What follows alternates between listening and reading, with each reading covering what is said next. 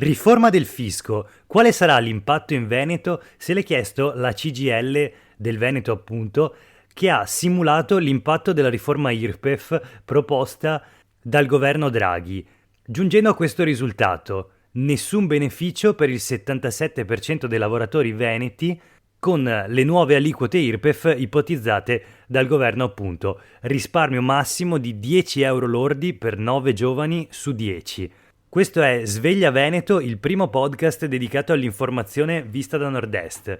Io sono Jack Calcetto, oggi è il 29 novembre 2021, partiamo con la prima notizia, si parla di riforma del fisco e leggiamo un pezzo firmato da Riccardo Sandre, pubblicato dai quotidiani Gedi di oggi. Il Mattino di Padova, La Nuova di Venezia, La Tribuna di Treviso. Nessun sostanziale beneficio per il 77% dei lavoratori veneti, senza contare che l'87% delle donne riceverà al massimo 10 euro lordi al mese e lo stesso andrà, sempre nella migliore delle ipotesi, al 91% dei giovani veneti. Quindi una riforma sicuramente non per le donne, non per i giovani lavoratori veneti. La CGIL del Veneto ha simulato, sulla base dei dati dei CAF del Nord-Est, l'applicazione delle nuove aliquote IRPEF, come ipotizzate dal governo, sui lavoratori veneti che si sono rivolti quest'anno ai servizi fiscali del sindacato, appunto. E in ogni caso il risultato è inequivocabile, perché 3/4 dei lavoratori che hanno presentato la dichiarazione dei redditi nell'ultimo anno sono esclusi da miglioramenti significativi e, appunto, ad essere penalizzati come sempre sono lavoratrici e giovani lavoratori.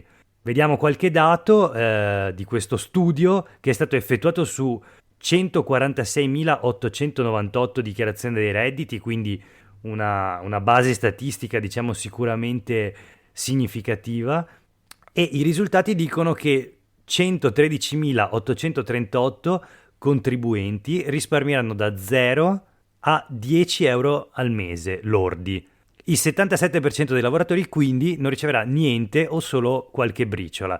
Ci sono poi tutta una serie di altri dati, ma secondo me la cosa più interessante sono i due grafici a torta pubblicati dai quotidiani Gedi, che rappresentano proprio visivamente come l'impatto in Veneto di questa riforma dell'IRPEF sarà sostanzialmente appunto tra 0 e 10 euro al mese per la stragrande maggioranza di giovani e donne. È proprio impressionante lo spicchio di giovani lavoratori e lavoratrici che metteranno in tasca una cifra in qualche modo significativa. Parliamo comunque di massimo una quarantina, anzi 37 euro lordi al mese. Ecco, questo spicchio è veramente veramente molto ridotto. Si tratta delle lavoratrici e dei lavoratori che dichiarano un reddito che va a cascare sul terzo scaglione, quindi quello tra i 28.000 e i 50.000 euro lordi al mese.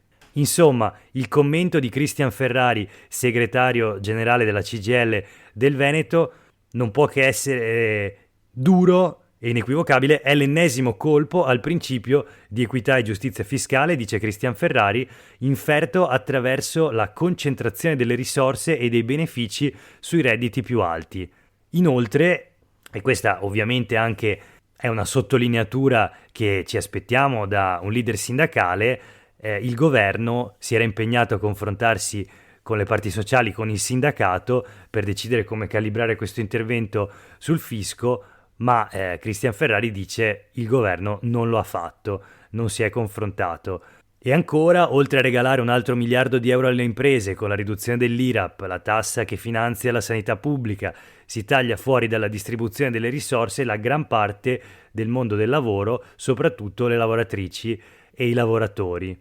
Ricorda poi il capo della CGIL del Veneto, il leader, il segretario regionale Cristian Ferrari, che le richieste avanzate dal mondo del lavoro, anche proprio dal Veneto, da Mestre, in Piazza Ferretto, dove il 20 novembre si è tenuta una grande manifestazione regionale con anche la CISL e la UIL, ecco, le richieste del sindacato erano di segno completamente opposto e appunto con la richiesta di pensare al futuro, alle donne e alle nuove generazioni. Di questo passo, commenta Cristian Ferrari, quando la politica parlerà di diseguaglianze da ridurre, non avrà più alcuna credibilità.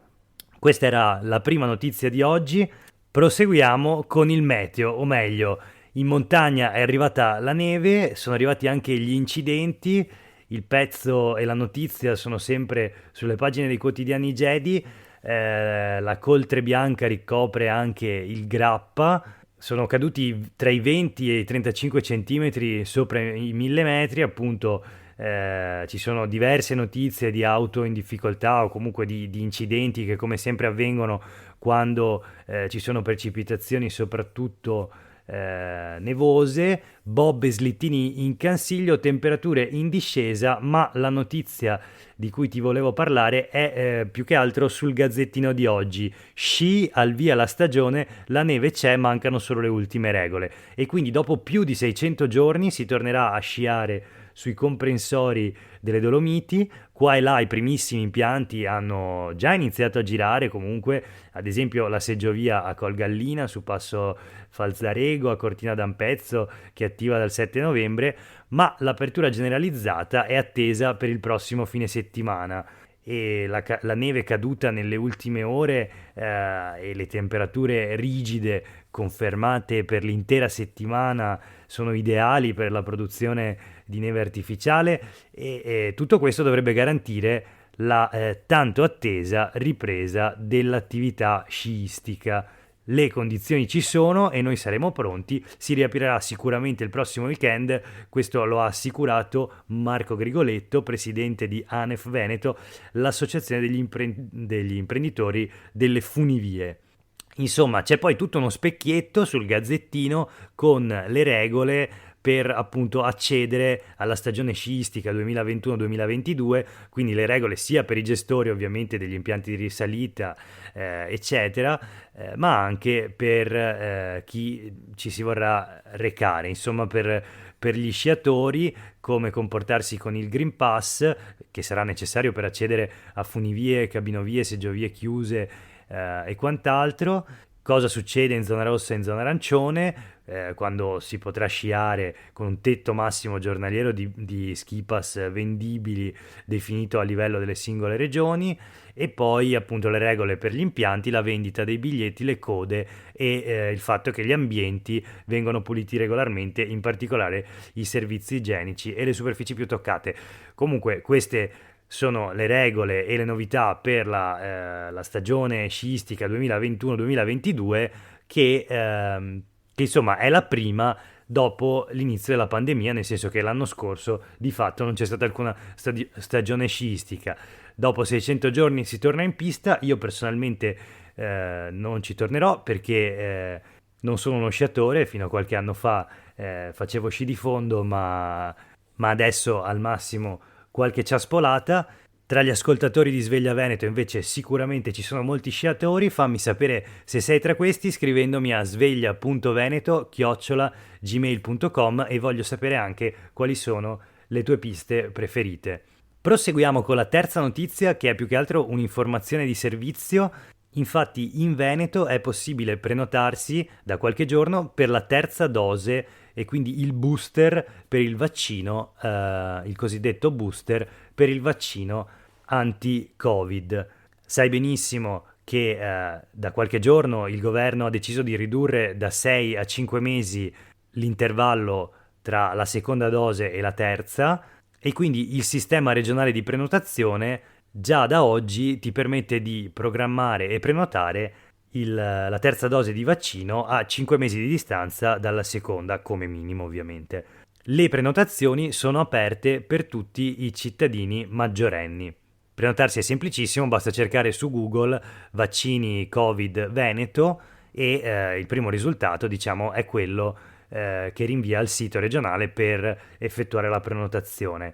Interessante su questo l'opinione del professor Andrea Crisanti, il microbiologo dell'Università di Padova, che diciamo in un'intervista al Corriere del Veneto da un lato si dichiara attendista rispetto alla vaccinazione sui bambini, spiegando molto più, diciamo, in dettaglio questa sua posizione, chiarendo che non è contrario alla vaccinazione alle persone minorenni, ma che però a suo parere è molto più urgente fare le terze dosi di vaccino.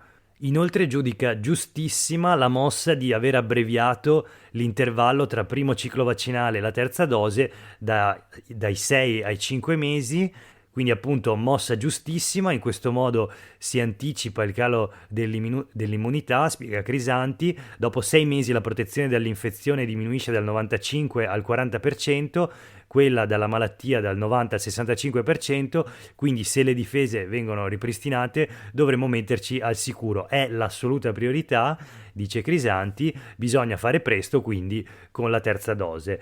Proseguiamo con alcune notizie flash dal territorio regionale del Veneto. La prima, il Veneto conquista la Cina, come? Con il gelato artigianale. È la proposta del ministro Federico D'Incà, che dice non solo la Cina ma tutto il mondo. Questa, diciamo, è la proposta del ministro per le relazioni con il Parlamento del governo Draghi, e quindi il bellunese alla conquista del mondo con il gelato artigianale. La battuta a margine dell'inaugurazione della MIG-21, la mostra internazionale dedicata al gelato artigianale, e comunque, secondo il ministro D'Incà, non si tratta di una frase fatta, anche perché, come ha spiegato appunto il ministro, già nel passato c'è stato modo di contattare l'ambasciata cinese assieme all'ex presidente della fiera del gelato Giorgio Balzan, per verificare la possibilità di portare questa nostra produzione in Asia e in altri paesi del mondo. Insomma, il bellunese alla conquista della Cina con il gelato artigianale. Ci spostiamo a Vicenza, più precisamente a Cornedo, appunto nel Vicentino, dove un gruppo di cittadini residenti in contrada Palazzina vuole denunciare la Pedemontana, o meglio, dopo i rumori continui dei cantieri della superstrada pedemontana veneta, appunto questo gruppo di cittadini si dice pronto alla denuncia e diciamo il legale che tutela questi cittadini dice di avere già avuto incarico, anzi di aver già incaricato i suoi periti di effettuare un urgente sopralluogo al fine di documentare quanto riferito dai suoi clienti. Queste le dichiarazioni del legale, e perché appunto ha ricevuto l'incarico di esporre i fatti all'autorità giudiziaria e predisporre un atto di denuncia a querela nei confronti di chi verrà ritenuto responsabile dei continui disagi a cui si sono sottoposti i clienti. In breve, sono i rumori continui e più che fastidiosi a cui sono sottoposti i cittadini che hanno la sfortuna di vivere nei pressi dei cantieri della superstrada pedemontana veneta. Erano arrivate dalla regione delle rassicurazioni che dicevano sostanzialmente i lavori di scavo della galleria avrebbero già oltrepassato l'area in questione di centinaia di metri. Il comitato di cittadini però non è stato soddisfatto da queste dichiarazioni, da queste rassicurazioni della regione, e parrebbe intenzionato ad andare avanti addirittura con una battaglia legale. Vedremo come procede questa vicenda. Nel frattempo c'è una perizia disposta dal Tribunale di Vicenza con lo scopo di accertare che i lavori della Pedemontana possano comportare rischi per gli edifici soprastanti. Ricordiamo che negli scavi delle gallerie della superstrada pedemontana appunto ci sono stati incidenti sul lavoro, infortuni sul lavoro, tra i quali uno anche purtroppo mortale, ha perso la vita un operaio negli scorsi anni.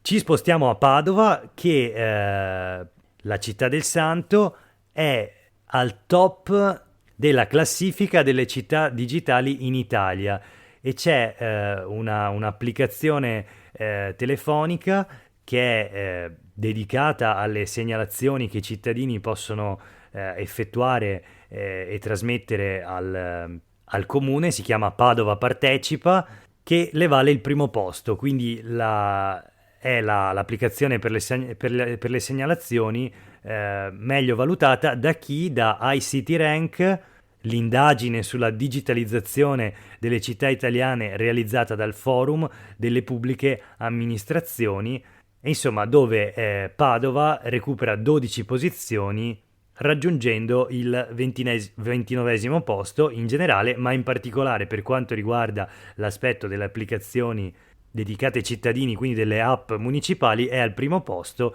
con la app Padova Partecipa, dedicata appunto al dialogo tra cittadini e Palazzo Moroni. Proprio da Palazzo Moroni, tra l'altro, in questi giorni arriva la proposta di un buono cultura, un buono da 50 euro dato ai giovani tra i 19 e i 22 anni come risarcimento per tutte le restrizioni, così dice il sindaco di Padova Sergio Giordani, una sorta di regalo a tutti i ragazzi della generazione Z che potrà essere utilizzato per comprare libri, musica, concerti e giornali. Quindi un buono da spendere in cultura per tutti i cosiddetti zoomer.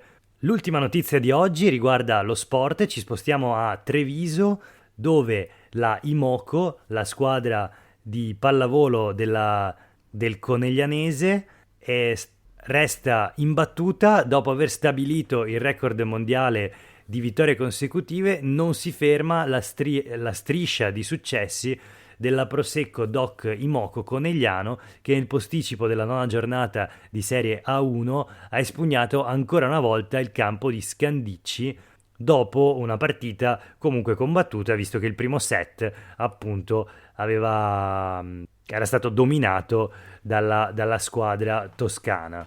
La Imoco comunque alla fine ha avuto la meglio e questo, pensa, è il 76esimo successo di fila per la squadra appunto di Conegliano. Questa era l'ultima notizia per oggi, lunedì 29 novembre. Io sono Jack Calcetto, hai ascoltato Sveglia Veneto, il primo podcast dedicato all'informazione vista da nord-est. Dal lunedì al venerdì la rassegna della stampa tutte le mattine. Nel fine settimana una puntata speciale, ti invito a recuperare quella pubblicata ieri e dedicata all'intervista a Rachele Scarpa. Per oggi è veramente tutto, grazie per avermi ascoltato, buona giornata.